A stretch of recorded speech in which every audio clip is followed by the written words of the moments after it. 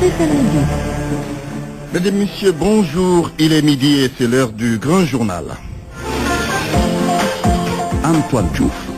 Les suites de la mutinerie des détenus de Rebeuss blessés, ils ont suspendu la grève de la faim qu'ils avaient entamée hier.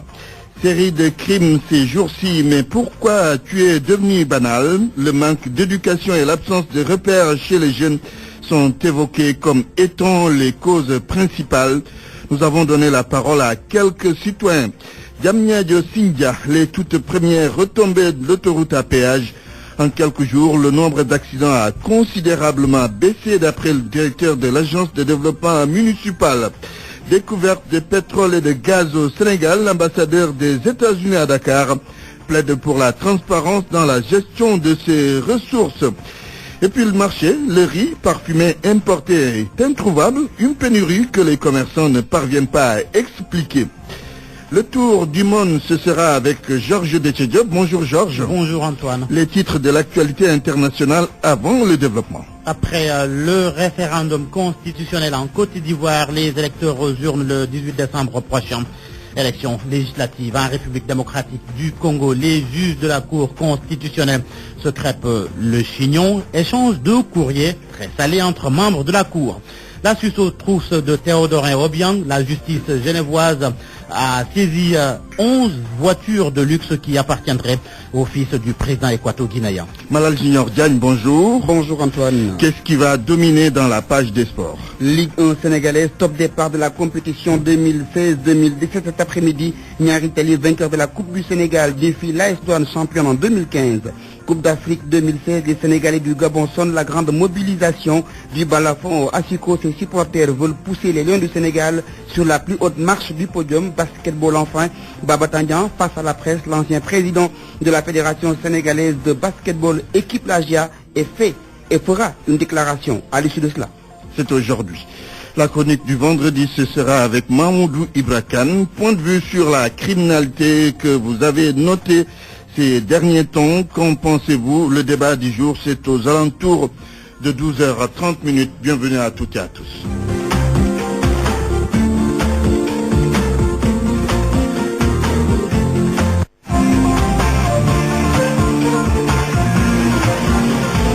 Antoine Diouf.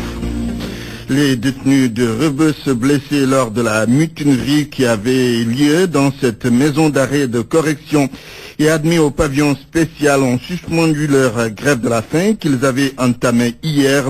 Ils réclamaient une liberté provisoire parce que, disent-ils, leur état de santé était incompatible avec la vie carcérale. Ils doivent prendre langue avec les autorités vendredi prochain pour évaluer leur point d'accord.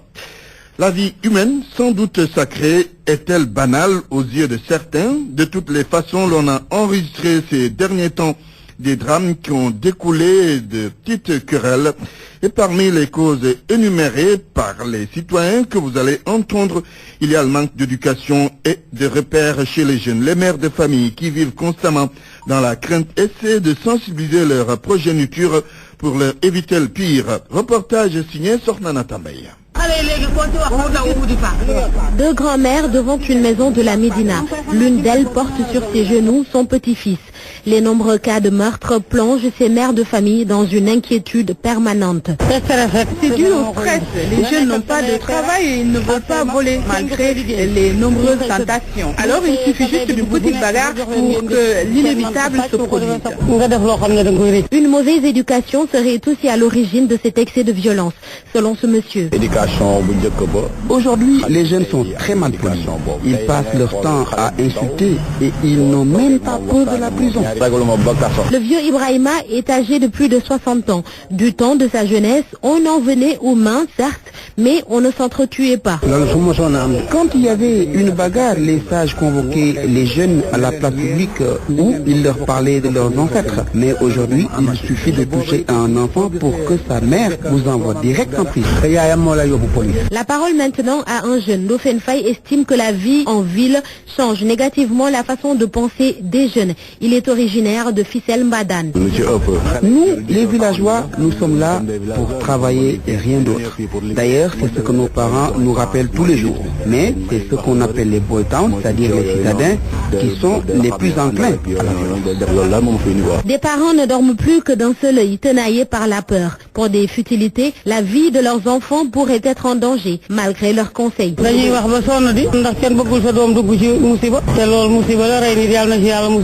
Le député Seydina Fall dit Bougazeli réaffirme sa position. Le retour de la peine de mort est le seul moyen de lutter contre la criminalité.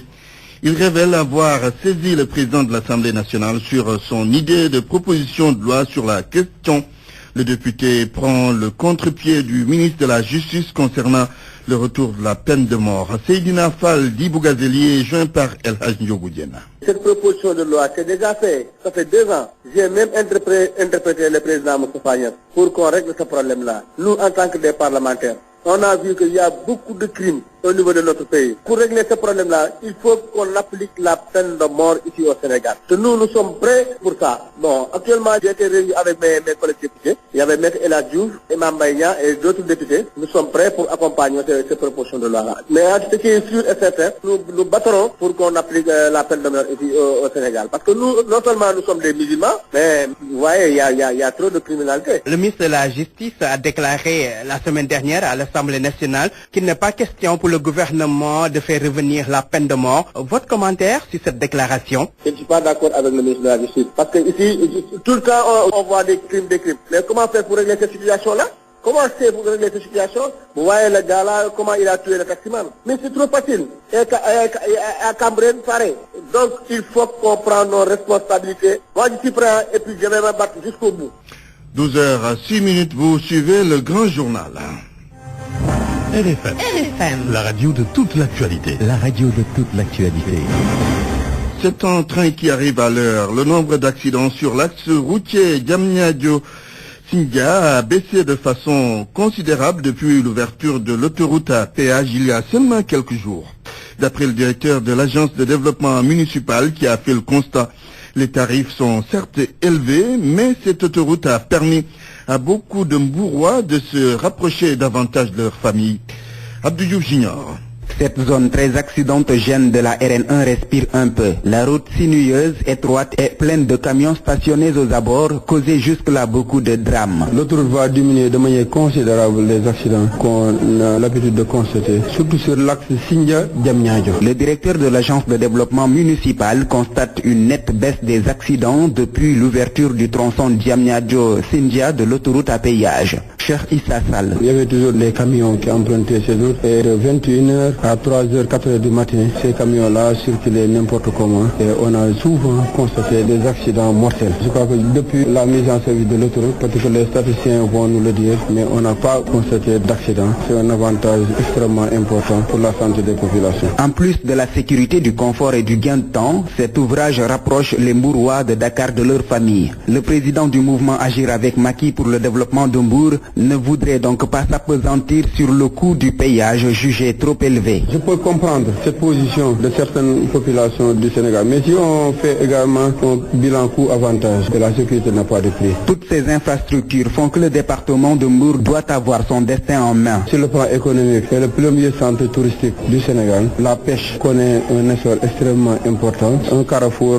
autoroutier qui va abriter également l'aéroport international Blaise Diagne. Donc c'est un département qui va compter au niveau de notre pays. Son mouvement Amdem a tapé dans l'œil du président Macky Sall par sa mobilisation lors de l'inauguration de la centrale solaire photovoltaïque de Malicounda. Abdou Diouf Junior Mbour, Radio Futur Média. L'ambassadeur des États-Unis à Dakar se prononce sur la découverte de pétrole et de gaz dans notre pays. James Zumwalt plaide pour la transparence dans la gestion de ces ressources. Selon lui, la société civile doit être impliquée dans le processus. L'ambassadeur des États-Unis au Sénégal, donc, qui sera l'invité du grand jury ce dimanche, était au micro de membres du Bracan, morceau choisi. Je voudrais féliciter le Sénégal pour les découvertes de pétrole et le gaz, parce que ça peut être une grande opportunité pour le Sénégal d'avoir plus de capital juste pour l'investissement par exemple, qui est nécessaire pour le développement ici. Donc c'est une grande opportunité. Mais je pense que la chose qui est importante est la transparence du gouvernement et la transparence des sociétés qui investissent dans ce secteur. Et c'est pour ça que les États-Unis soutiennent une initiative qui s'appelle l'initiative pour la transparence des industries extractives.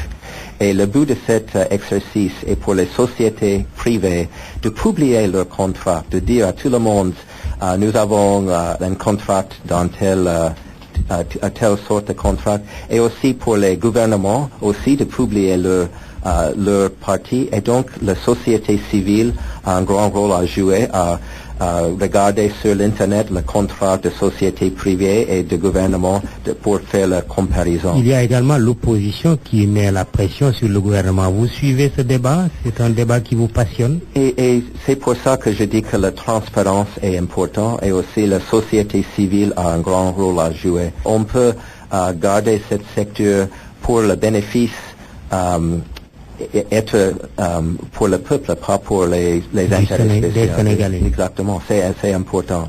L'ambassadeur des États-Unis à Dakar, James Zumwalt, sera l'invité de l'émission Le Grand Jury de la RFM avec Mamoudou Blakana. Le point sur l'état de mise en œuvre du programme national de biogaz au Sénégal. De réelles contraintes existent dans la région de Ziguinchor. Environ une vingtaine de biodigesteurs ont pu être construits sur les 200 qui étaient prévus en 2016, ce qui a freiné les ambitions de l'État qui cherche à travers ce programme à réduire de façon drastique l'utilisation du bois de chauffe qui contribue à la protection du couvert végétal. Correspondance Laminba. Dans les objectifs fixés au programme national de biogaz, il s'agit de construire 200 biodigesteurs pour la région de Ziguinchor au compte de l'année 2016. Mais à ce jour, le programme, à travers son partenaire de mise en œuvre, Sofaral, n'a pu en réaliser que moins de 20. Babacar Diouf, coordonnateur antenne régionale du programme national de biogaz du Sénégal. À ce jour, on a eu à réaliser 18 biodigesteurs. L'objectif qu'on s'est fixé avec notre PMO, c'est la réalisation de 200 biodigesteurs durant 2016. Plusieurs raisons expliquent cette situation, selon Babacar Diouf. L'antenne a démarré tardivement ses activités, ça c'est vrai. Il fallait vraiment former les maçons. Il y a des problèmes que les entreprises ont soulevés, et c'est en rapport avec l'apport des bénéficiaires. Le bénéficiaire, on ne le demande pas l'argent, c'est juste une contribution en nature. Mais bon, tu sais, avec l'hivernage aussi, il y avait des travaux champêtres, les bénéficiaires n'étaient pas disponibles pour apporter leur apport, faire les fouilles. Ce sont autant de contraintes notées dans l'exécution de ce programme qui ont motivé la convocation d'une rencontre par le gouverneur de la région de Ziguinchor. Bénéficiaires, techniciens de l'environnement et structures pilotes du programme ont convenu de la mise en place d'un cadre de concertation régionale pour superviser le déroulement des travaux. Il faut rappeler que ce programme de construction de biodigesteurs est une politique du gouvernement du Sénégal qui vise à limiter au maximum l'utilisation du bois de chauffe dans l'optique d'épargner le couvert végétal soumis à un pillage à outrance. Mais à ce rythme d'évolution de l'exécution du programme, beaucoup sont encore sceptiques quant à l'atteinte des objectifs fixés. Lamine Ziguinchor, Radio Futur Média. Pour moi, RFM, c'est la radio de la réactivité. RFM, partout, tout le temps. Le riz parfumé importé est introuvable sur le marché. Le produit n'est plus dans les magasins. Les détaillants qui commercialisent cette denrée ignorent tout de cette pénurie. Un sujet d'Ambaye réalisé au marché de Grand Dakar. Ismaël Awad a toutes les variétés de riz dans sa boutique sauf le parfumé importé. Je n'ai pas de riz parfumé importé. Je suis allé voir chez le grossiste mais il m'a dit qu'il n'en disposait pas. J'ignore les raisons. Ahmed Diop, un autre commerçant du marché Grand Dakar. Sa boutique est très fréquentée à cette heure de la journée. Ça va bien. Le riz parfumé importé manque sur le marché, mais il ne connaît pas les raisons. Je ne connais pas honnêtement les raisons, mais c'est l'UNACOA qui doit nous informer. Nous les commerçants, nous pouvons même augmenter les prix et vous pouvez constater avec moi que le commerce est au ralenti à cause justement de cette pénurie-là. Chez les ménagères, cette pénurie est ressentie de différentes manières. Les unes se plaignent, les autres insensibles. Pour Ahmed Diop, le riz parfumé est très prisé parce que facile à cuisiner et les femmes connaissent bien. sa valeur.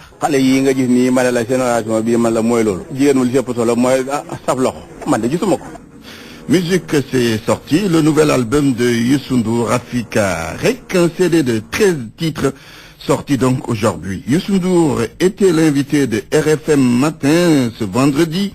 Il répond d'abord à la rumeur sur son intention d'arrêter sa carrière d'artiste. Africa Rek, c'est l'Afrique, un point, c'est tout. L'Afrique, tout pour l'Afrique, tout part de l'Afrique, tout revient en Afrique. Pour l'Afrique. Pour l'Afrique.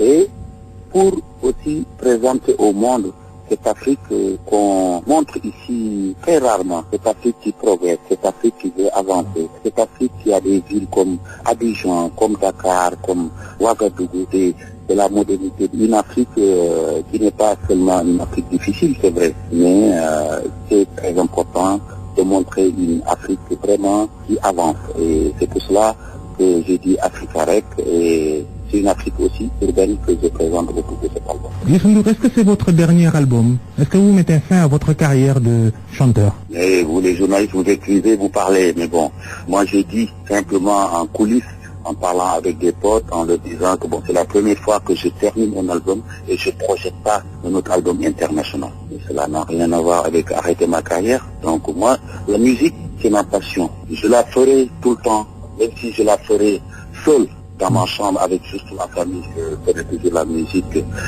carrière, non. C'est vraiment un album que j'ai fini, que je partage, et je ne projette pas tout de suite un album. Voilà ce qui s'est dit, et après, bon, j'ai allé en live comme ça, tout le monde a commencé. Youssou N'Dour était interrogé par Babacar Fall et Georges Déthié Diop dans RFM Matin. RFM. L'actualité internationale. Rebonjour Georges Déthié Diop. Rebonjour Antoine. Mali, Algérie, les deux pays veulent renforcer leurs liens. Oui. Oui, c'est bien ça. La coopération était au centre d'une réunion à Bamako. Le renforcement des relations économiques a été évoqué, mais pas que ça, Barthélémy-Ngom.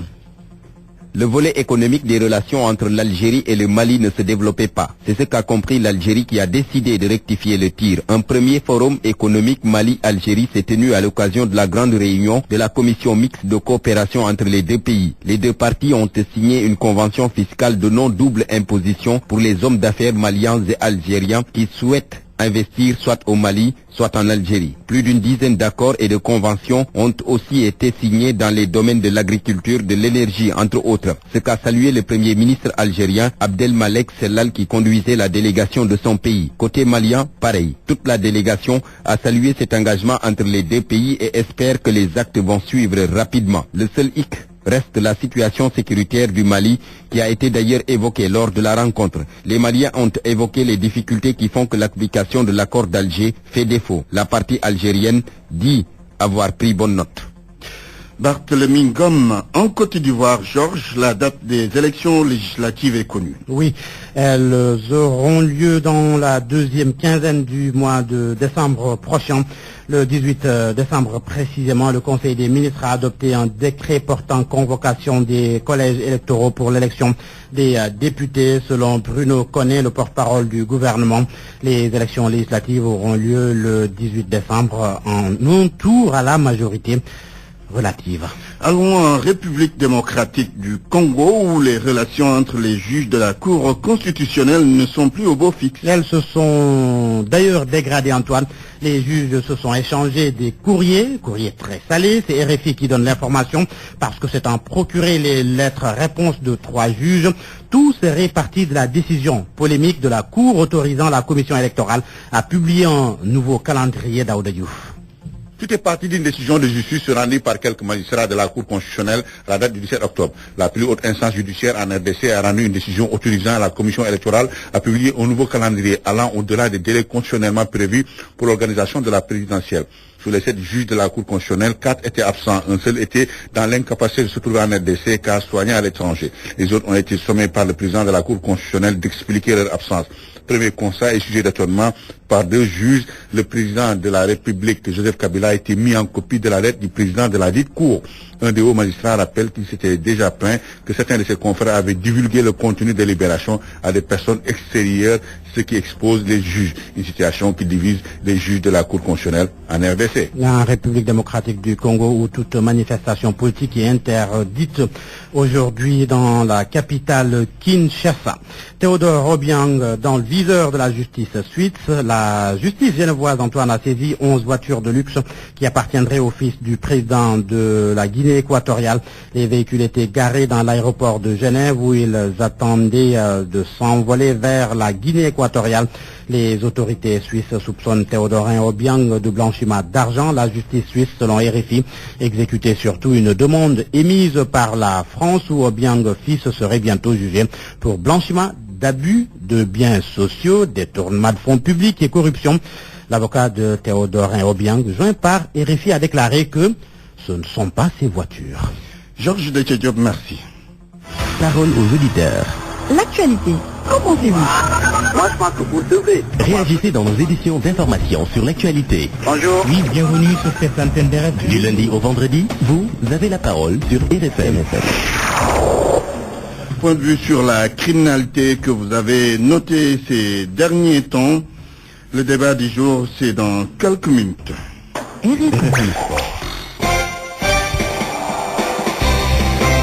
En ouverture de cette page des sports, le football avec la Ligue 1.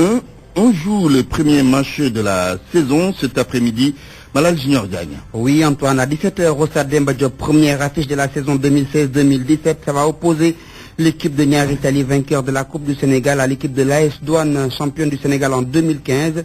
Ce sera donc le premier match de la saison. La suite de ces rencontres est prévue entre demain samedi et après demain dimanche pour donc sa première sortie également dans cette nouvelle saison. L'équipe de Guédiawaye Football Club veut démarrer par une victoire pour les Craps. Il va falloir se déplacer à Louga, jouer et gagner. Objectif, gagner le championnat cette année. Salif Sow était à la conférence de presse ce matin de l'entraîneur de l'équipe de Guédiawaye Football Club. Frapper un grand coup d'attaque, c'est ce que veut Guédiawaye en déplacement à Louga ce dimanche. Youssouf Dabo, entraîneur de GFC. On prépare le match avec l'état d'esprit d'un compétiteur parce que c'est la compétition. Il faut avoir un certain état d'esprit pour pouvoir aborder les matchs convenablement. Et l'état d'esprit ne change pas parce que les matchs on les joue pour les gagner. Après, voilà, il peut y avoir une contre-performance. Mais on part toujours avec l'objectif de gagner des matchs. Guédiawaye a loupé le podium l'année dernière. Pour cette saison, le club de la banlieue renouvelle ses ambitions. L'objectif, c'est de gagner le titre. C'était déjà, je pense, l'objectif la saison passée. Maintenant, il faut être plus ambitieux, comme je l'ai dit tantôt, et travailler parce que se fixer des objectifs, c'est bien beau, mais la réalité, c'est sur le terrain. Il faudra montrer qu'on a les épaules pour pouvoir porter cet objectif. Donc amener le club à être champion, produire du beau jeu, parce que les gens aussi viennent au stade pour voir du football. Ambitieux et non prétentieux, c'est le message du club lancé à l'endroit de ses supporters. Salif Sow, Guédiawaye, Radio Futur Média. À Richard Toll, les dirigeants de l'Assur rêvent de la Ligue 1. Déjà, pour atteindre donc cet objectif, ils ont depuis hier nommé un nouvel entraîneur avec des objectifs tout faire pour revenir en Ligue 1 dans les 2 prochaines saisons. Al-Ousseynou Diagne était à la conférence de presse. Dans un délai de 5 ans et pas plus, l'Assur va rejoindre l'élite du football national. Mieux, le sucrier ambitionne même de jouer les tout premiers rôles en Afrique. Ibrahima Diallo, le président de l'association sportive des sucriers de Richard Toll. Avec l'aide de Amara, on a un projet sur 5 ans. On va suivre ces conseils que dans 5 ans, qu'on puisse jouer une Coupe d'Afrique. Je ne dis même pas une Coupe d'Afrique, mais une phase finale de Coupe d'Afrique. C'est dans ce sens que les Richard Tollois se sont organisés et se sont même renforcés au plan technique avec des arrivées de taille dont celle d'Abdou Majid Diagne. On a un entraîneur aussi qui connaît bien le milieu, Abdou Majid Diagne, qui est un produit de l'Assur, qui a aussi bourlingué un peu partout en Afrique. Il a fait les Coupes d'Afrique avec la Linguère, il a fait la Mauritanie, il a fait la Guinée. Donc Majid, c'est clair qu'il est l'entraîneur de l'Assur et le rôle de Amara. Il est à mes côtés, il va me conseiller, il va aussi donner des conseils à l'entraîneur, ça c'est sûr, parce que Abdou Majid Diagne c'est le poulain de Amara Traoré. On ne se voit pas la face quand même.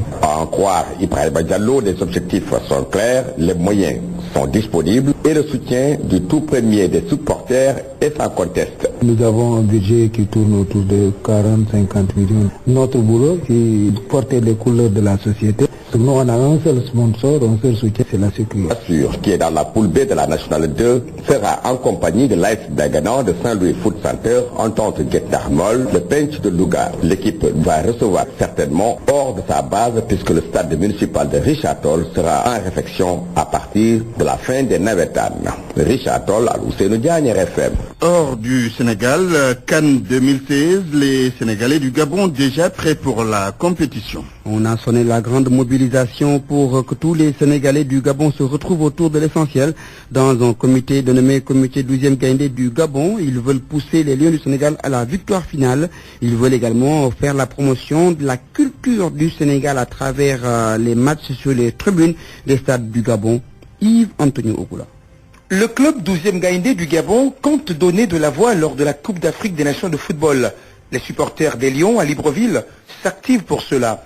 Mamadou Diallo est le président de la commission organisation et animation. Nous sommes déjà actuellement prêts puisqu'on a déjà confectionné des cartes de membres. Nous nous sommes mobilisés. Nous avons quand même pu visiter quelques associations ici des Sénégalais qui résident un peu partout. Nos Lions joueront à domicile. Nous voulons que tout le monde se sente chez eux. Le club des supporters va se rendre prochainement à Franceville où un site est déjà trouvé pour les autres supporters qui vont arriver des villes voisines, Mwanda, Bongoville, Koulamoutou et Lastourville. Les Sénégalais de Port-Gentil dans la capitale économique ne sont pas en reste.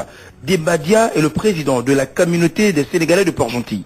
Mais nous, les Sénégalais de Port-Gentil, nous aussi, on a prévu se mobiliser ici. Participer à notre manière, ça veut dire que on va faire tout notre possible pour pouvoir se déplacer, aller à Franceville. Et à partir de ici aussi, on va trouver une maison où tous les Sénégalais vont se retrouver. Le 12e Gaïdé veut apporter une touche culturelle lors de son animation dans les tribunes. Ousmane Gueye est l'un des membres. Nous avons nos percussions qu'on appelle les tamas, les djembés.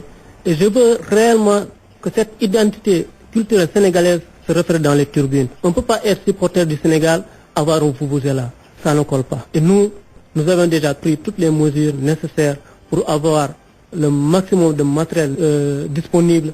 Ce sera une marque culturelle identitaire du Sénégal. Yves Antonio Goula, Libreville, RFM. Libreville, Port-Gentil, Koulamoutou, Franceville, tous les supporters des Lions du Sénégal se mobilisent à l'instant. On a décidé de vous envoyer Antoine au Gabon pour représenter le Sénégal dans le comité du 12e Gaïndé. Très bonne idée. Voilà, avec maintenant l'escrit, on va finir avec le début de la première phase de la Coupe du Monde de sabre chez les hommes. 21 pays vont s'affronter donc à Dakar à partir d'aujourd'hui et ce jusqu'au 6 du mois. Basket pour finir, Babatagnan face à la presse cet après-midi, ce sera donc au collège Saint-Michel. L'ancien président de la Fédération sénégalaise de basket va offrir des équipements à l'équipe de la Jeanne d'Arc de Dakar et un chèque. À l'issue de cette remise de dons, président Babatagnan a prévu de faire une importante déclaration à 16h. Nous allons y revenir.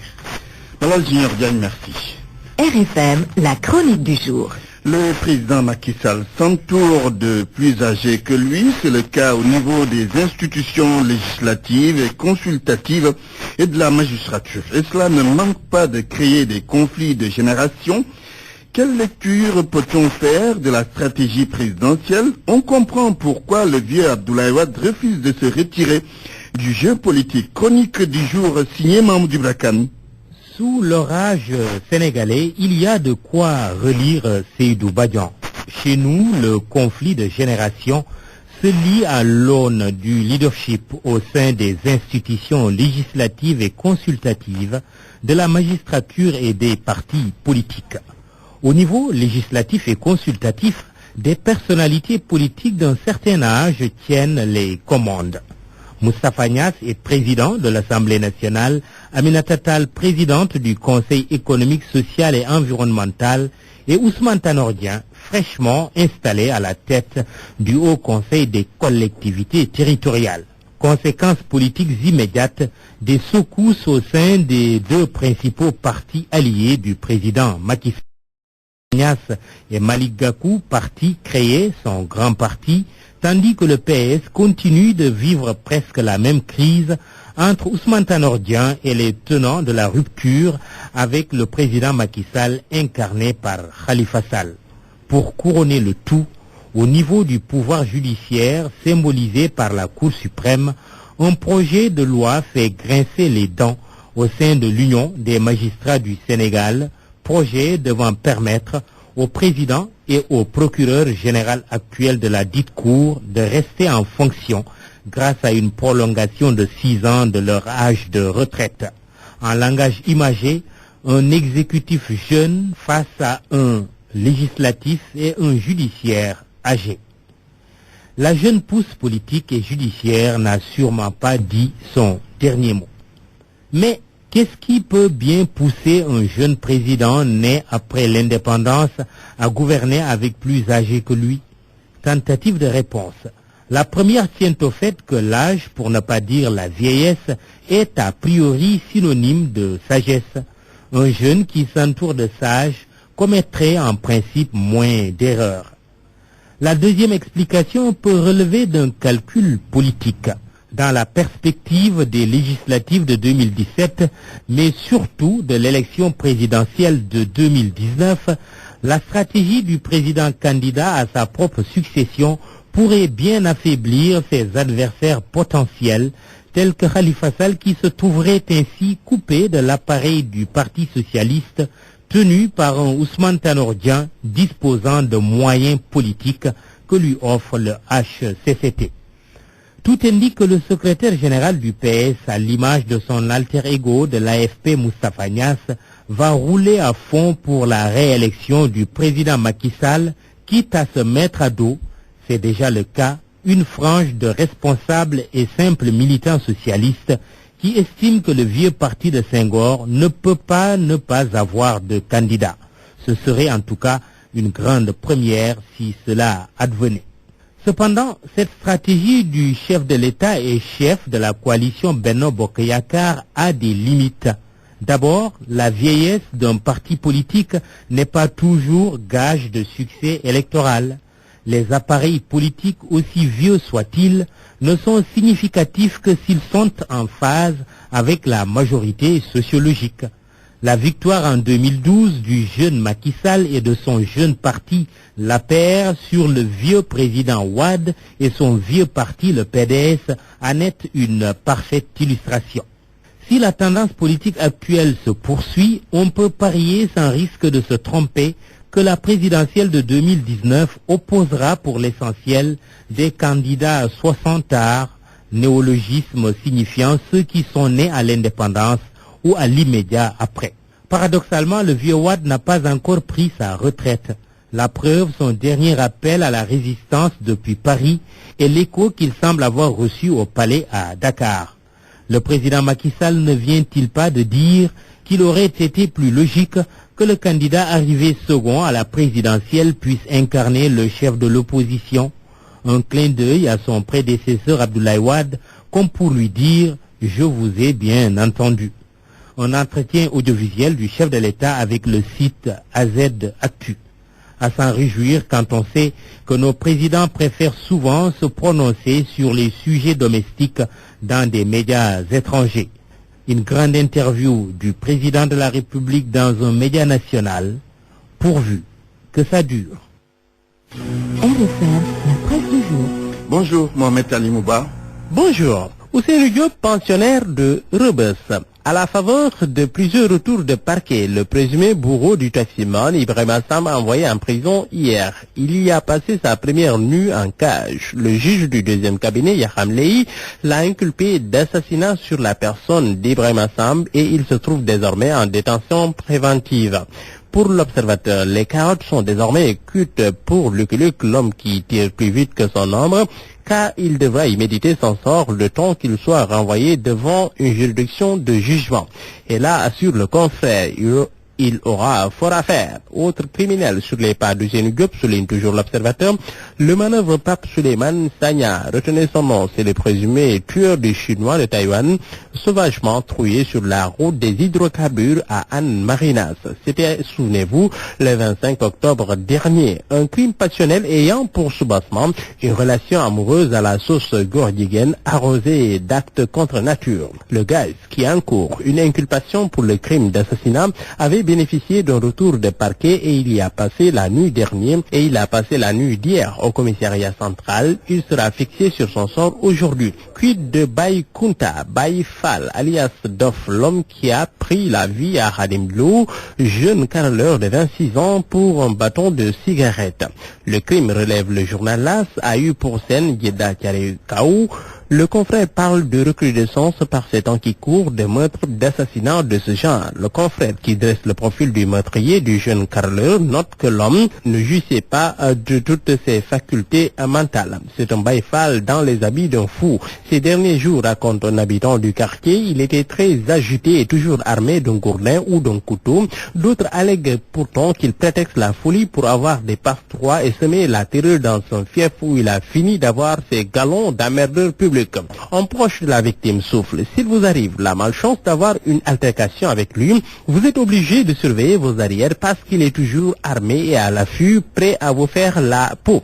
Nous reparlons des détenus de Rebeuss, les détenus blessés lors de la mutinerie, internés au pavillon spécial de l'hôpital Aristide Le Dantec. Hier, l'Observateur nous apprenait qu'ils ont cessé de s'alimenter pour pousser le procureur à respecter sa promesse de les élargir par le biais d'une liberté provisoire, les aider à obtenir une LP. Eh bien, ce matin, une marche de plus montée dans le bras de fer. Direct Info souligne qu'ils menacent de mettre fin à leur jour. C'est magouille au port de Dakar, comme dans un no man's land, relève l'Observateur. Une bande d'armateurs a imposé au port de Dakar ses propres prix, foulant aux pieds les lois et règlements du pays au grand don des opérateurs économiques sénégalais.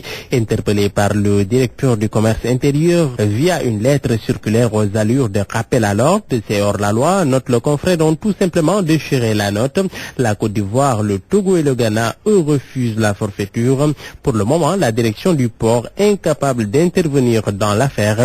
Et c'est Guantanamera, s'exclame le confrère.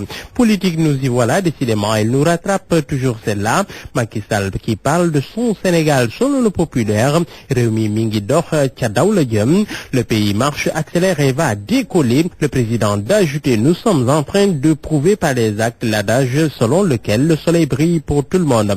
Dans le soleil, justement, le président affirme d'ailleurs que 5 nouvelles centrales solaires seront mises en service d'ici à 2018. Le confrère note que le taux d'énergie renouvelable sera porté à 30%. Le Sénégal, Tchakanam donc. Sambalar n'est pas d'accord. Dans quel pays se trouve SMS, s'interroge sans attendre le confrère. Non, son excellence doit savoir que les Sénégalais sont fatigués. La misère est ambiante au pays de Gourgourlou. La guerre de leadership au Parti socialiste. Qui sont les hommes du nouveau président? Le président du ACCT, enquête souligne qu'ils ont pour nom Aïda Sow Diawara Abdoulaye Wilane, Serigne Mbaye Thiam, Maître Moussa Bokar Thiam, Aminata Mbengue Ndiaye, encore Mari Diouf. Sur tous ces hommes et femmes, la confiance de Ousmane Tanor Dieng est totale. Point de vue. Regard croisé sur l'actualité du jour. Parole aux auditeurs. L'actualité, qu'en pensez-vous? Point de vue sur la criminalité que vous avez noté ces derniers jours. Qu'est-ce que vous en pensez? Vous avez la parole. Parole aux auditeurs. L'actualité, qu'en pensez-vous? Moi, je pense que vous devez. Réagissez dans nos éditions d'information sur l'actualité. Bonjour. Oui, bienvenue sur cette antenne de RFM. Du lundi au vendredi, vous avez la parole sur RFM. Nous avons en ligne le sociologue Kalignan. Bonjour Kali. Bonjour Antoine. On a noté une série de drames, pour peu ou pour rien, on peut le dire ainsi. Y a-t-il une explication ou des explications à cette série noire? Écoutez, nous assistons, il est vrai, à une montée en puissance, voire une exacerbation de la criminalité, notamment chez les jeunes. Oui. Menaçant, comme vous le savez, ainsi la quiétude et la sécurité des citoyens. Et de mon point de vue, une meilleure compréhension des facteurs favorisants de ce phénomène social peut nous aider à produire des idées et de solutions potentielles. Allez-y. Nous pouvons donc citer des facteurs d'ordre personnel d'abord, familial, mais aussi des facteurs d'ordre socio-économique. Et Antoine, comme vous le savez, la précarité, la promiscuité, le chômage, le désœuvrement, l'absence donc de cadre de socialisation, donc chez la communauté dans certaines familles, n'est-ce pas, le désespoir ou encore le brouillage des perspectives peuvent, de mon point de vue, inciter les jeunes donc à la criminalité. Et tous ces facteurs cumulés, ça risque d'être explosif. Ben, exactement. Et s'y ajoute maintenant l'approfondissement des disparités sociales, le relâchement du rôle de la famille. Comme vous le savez aujourd'hui, les familles n'ont plus de mission. Donc pour ne pas dire que les familles ont démissionné, parce que simplement ils n'ont plus de mission aujourd'hui. Les rôles ont catégoriquement changé. Il n'y a plus de valeur. La seule valeur aujourd'hui, c'est la recherche effrénée du gain. Il y a les problèmes familiaux. Il y a la séparation des parents, Antoine. On n'en parle pas assez. Mais les enfants issus de familles, en tout cas séparées, pour ne pas dire divorcées, sont vulnérables, sont exposés, n'est-ce pas, à la violence, au banditisme, à la délinquance et même à la criminalité, simplement parce qu'il y a une sorte d'absence donc de cadre de socialisation. Vous voyez un peu? Donc voilà, autant de facteurs qui poussent les jeunes donc à commettre des actes de violence à l'encontre des citoyens. Mais on ne va pas s'en arrêter là. Il y a également l'usage de la drogue, Antoine, et d'autres stupéfiants. L'usage de l'arme à feu ou des armes à feu, dont l'obtention est souvent fantaisiste et obéit à une logique marchande. Combien sont ces jeunes-là, n'est-ce pas, moins de 20 ans, qui détiennent des armes à feu, qui se promènent avec des pistolets au vu au su de tout le monde. Des jeunes qui font usage à la drogue, qui conduisent les véhicules, qui se battent pour rien. Voilà, cela veut dire que donc la cocotte minute risque d'exploser à tout moment, parce que c'est l'environnement effectivement qui est porteur effectivement de danger. Et qui est ainsi fait. Alors, tous les facteurs sont là. Tu es devenu finalement banal. Y a-t-il lieu de frémir ou bien on peut bien renverser la tendance? Mais absolument. On peut renverser la tendance. Comment la renverser? Je vais juste proposer deux pistes de réflexion. Bon, je ne parlerai pas de peine de mort, simplement parce que moi je considère que la vie elle est sacrée. D'abord, ce n'est pas parce qu'on a tué quelqu'un que l'on doit appliquer systématiquement la peine de mort. Moi je pense que cette notion doit être encadrée. Mais je militerai pour le durcissement des peines quand même. Pour le durcissement des peines. Les actions efficaces et concordantes, n'est-ce pas, de tous les responsables, que ce soit l'État, la société, la famille, la communauté, nous sommes tous responsables. C'est aux acteurs de donner effectivement, de proposer des solutions. Mais aussi, il ne faut pas qu'au niveau de la justice, effectivement, qu'il y ait cette complaisance-là. Donc les tueurs sont des tueurs, ils doivent être emprisonnés et les peines doivent être effectivement durcies. Mais généralement, ce qu'on constate, c'est des récidivistes, des gens qui entrent en prison et qui sortent, quel que soit le motif. Simplement parce qu'il y a la négociation, il y a la dimension politique également qui joue. Vous voyez un peu, je pense qu'il faut effectivement cette insurrection-là, des mentalités et des croyances pour changer effectivement de paradigme. Parce que nous sommes en train de jouer avec quelque chose d'extrêmement dangereux. La vie, elle est sacrée encore une fois, Antoine. Regardez ce qui s'est passé en un mois, en moins de 30 jours, combien de crimes audio on a pu déceler ici à Dakar, rien qu'à Dakar. Les gens se tuent pour des histoires banales, questions de 100 francs, de mégots de cigarettes, n'est-ce pas, de questions d'humeur par exemple. Il faut mettre un terme à ça. Mais exactement, il faut sauver effectivement les vies. Et l'autorité est interpellée par ailleurs. L'autorité est interpellée au premier chef. Mais il n'y a pas que cette autorité politique. La société de façon globale. La société de manière générale, les docteurs de la foi, les docteurs de la loi, ils sont tous interpellés. Très bien, le combat est donc là pour tout le monde. Tout le monde doit mener le combat. Merci en tout cas, docteur Kalignan, sociologue. Nous sommes en ligne avec Cheikhna Keita, policier à la retraite. Vous êtes bien en ligne. Bonjour Cheikhna Keita. Bonjour. Une série de crimes, cela vous surprend-il? Cela me surprend. Pourquoi? Cela me surprend dans la mesure que nous sommes dans un pays qui est en majorité musulman. ce qu'on constate aujourd'hui, avec beaucoup d'amertume. Oui. Vous allez rôder dans la banlieue. Dans tous les cas, il y a des parcs qui sont ouverts. Les enfants, à partir même de 10 ans, c'est des gens qui utilisent l'alcool. La drogue se vend au vu aussi de tout le monde. Oui. Et on ne peut pas vraiment... Ça, c'est de la responsabilité de l'État. De l'État, mais aussi des parents. Oui, mais quand on vend l'alcool un peu partout, bon, ça c'est quand même l'État d'abord. Bien sûr, c'est la responsabilité de l'État parce que de donner des licences. Parce que ces bars-là sont autorisés, ils ont des licences. Et donc par conséquent, quand dans un quartier populaire, vous permettez qu'on ouvre un bar surtout à Guédiawaye, Wakhinane Nimzatt, dans tous les cas. Mais c'est pour permettre aux gens de s'enivrer tout le temps. Ces jeunes qui sont là au chômage, qui n'ont pas le temps d'aller de faire du travail, qui sont là. Mais pour rien du tout, ils se passent et ils sortent. Et ce qui est encore plus grave, le fait que la vente des couteaux, des coupes, devrait être vraiment organisée. Parce que le fait seulement de permettre à tout le monde de vendre des couteaux dans toutes les boutiques, mais ça c'est inadmissible.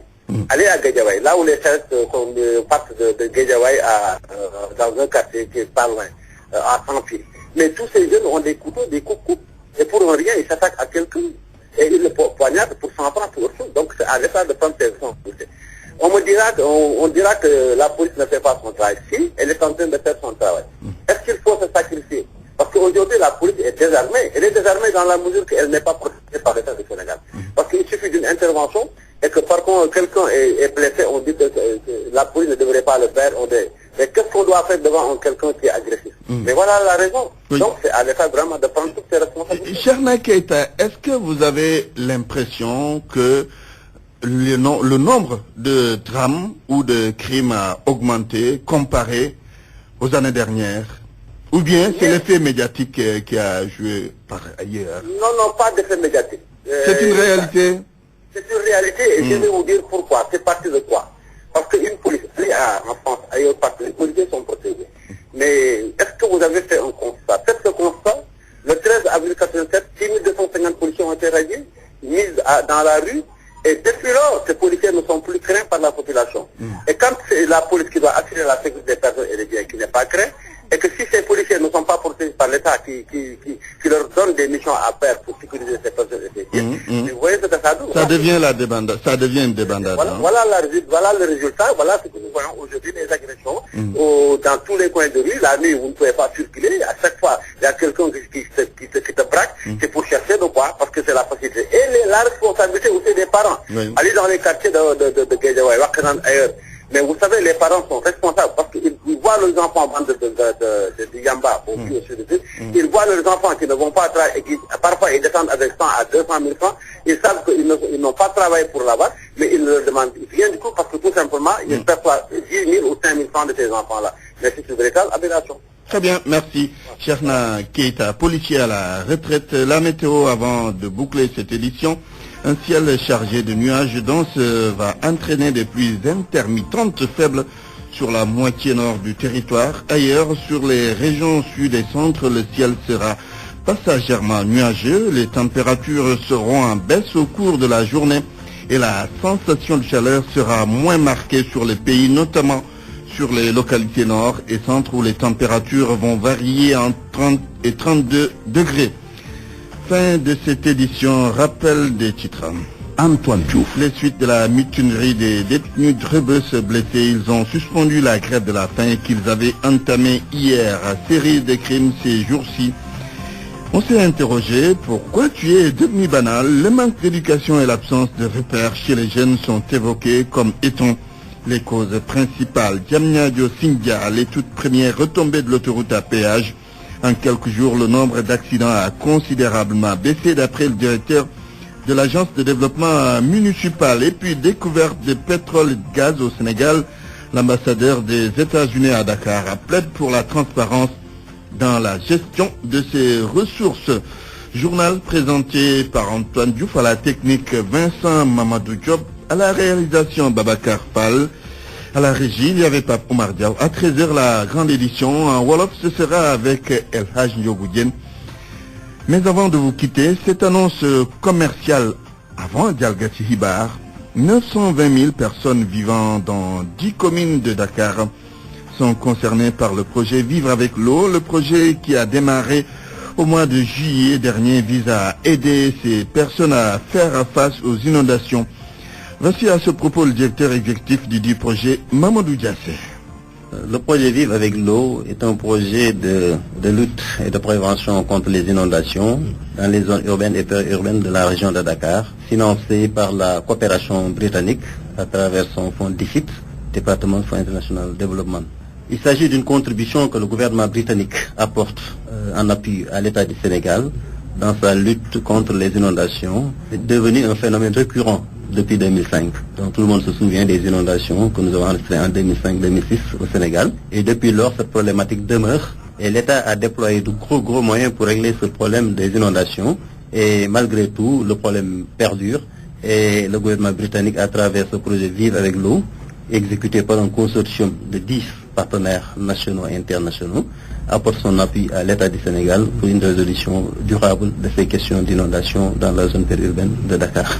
Il s'agit des communes de Médina Gounass, Wakhinane Nimzatt, Thiaroye Gare, Rufisque Ouest, Yeumbeul Nord, Malika, Mbao, Djiddah Thiaroye Kao, Yeumbeul Sud, Grand Yoff. Donc, et la population ciblée dans ces 10 communes est de 920 000 personnes que le projet doit aider à améliorer la résilience face au phénomène d'inondation. Des sessions de formation et des activités sportives seront organisées à l'intention des jeunes ce samedi dans la banlieue dakaroise. Et à partir de ce dimanche, vous pourrez suivre après les éditions d'information de 12h et 13h, une émission consacrée au projet Vivre avec l'eau. Tout de suite, Dialgati Fibar.